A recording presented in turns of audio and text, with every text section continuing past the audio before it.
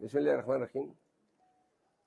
کرک خیبر پختونخوا کے عوام سے مخاطب ہوں. آج کنونشن ہے آپ کی ضلع کرک میں پاکستان تحریک انصاف کا، اور میں آ رہا ہوں کنونشن میں شرکت کرنے کے لیے. مجھے اطلاع موصول ہوئی ہے کہ کل رات سے جو ہیں پاکستان تحریک انصاف کے ورکرز اور آفس بیرر کی پکڑ دکڑ شروع ہیں، چھاپے جاری ہیں. کرک جانے والے تمام راستوں کو جو ہیں سیل کر دیا گئے ہیں، کنٹینر رکھے گئے ہیں. یہی ہتھ جو ہیں کل انہوں نے دیر کے عوام کے خلاف بھی استعمال کیے، لیکن آپ نے دیکھا کہ یہ ہر روڈ انہوں نے ہمارے لیے بلاک کیا تھا. ٹریفک انہوں نے کنجیشن کریٹ کی. چوکیاتان کے مقام پہ دیر کے ورکرز پہ گولیاں چلائی. 3 ہمارے ورکر زخمی ہیں، ان کو گولیاں لگی ہیں. ٹیئر گیس کی انہوں نے اخگرام میں. اور یہ سارے ہتھ اس لیے تھے کہ وہ کنونشن کامیاب نہ ہو سکے. لیکن دیر کے غیور عوام نے ثابت کر دیا کہ وہ خان کے متوالے ہیں، اور کسی بھی صورت میں جو ہے کوئی بھی خوف ان کو کنونشن کی جگہ تک پہنچنے سے نہ روک سکا.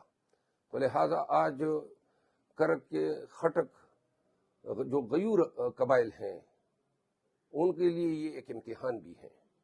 کیا آپ دیر کے لوگوں کی طرح سرخرو ہونا پسند کریں گے، یا پھر آج یہ اطلاع آئے گی کہ جی دیر میں کنونشن نہ ہو سکا. کنونشن نہیں ہوتا ہے تو سوالیہ نشان آپ کی طرف ہوگا. کسی بھی صورت میں ہو ہم نے خطاب کرنا ہے، ہم نے کنونشن ہولڈ کرنا ہے. اور اگر ہمیں میرے لیے بھی یہ راستہ روکیں گے، اور میں کوشش کروں گا کہ جس طرح کل میں نے کنونشن کی جگہ تک پہنچنے کے لیے ہر ممکن کوشش کی، تو لہٰذا آج بھی میری کوشش ہوگی.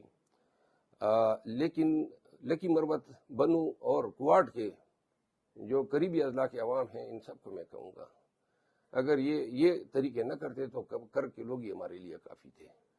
لیکن آج ضرورت ہے کہ آپ سب جو ہیں کسی بھی راستے سے ہو، آپ نے پہنچنا ہے کنونشن. کرک شہر میں تو موٹر سائیکلوں پہ پہنچتے ہیں، پیدل پہنچتے ہیں، گاڑیوں میں پہنچتے ہیں. یہ آپ سب نے پہنچنا ہے، اور خٹک قبائل نے جو ہے اس کنونشن کو کامیاب بنانا ہے. میں آ رہا ہوں، کنونشن ضرور ہوگا. Thank you.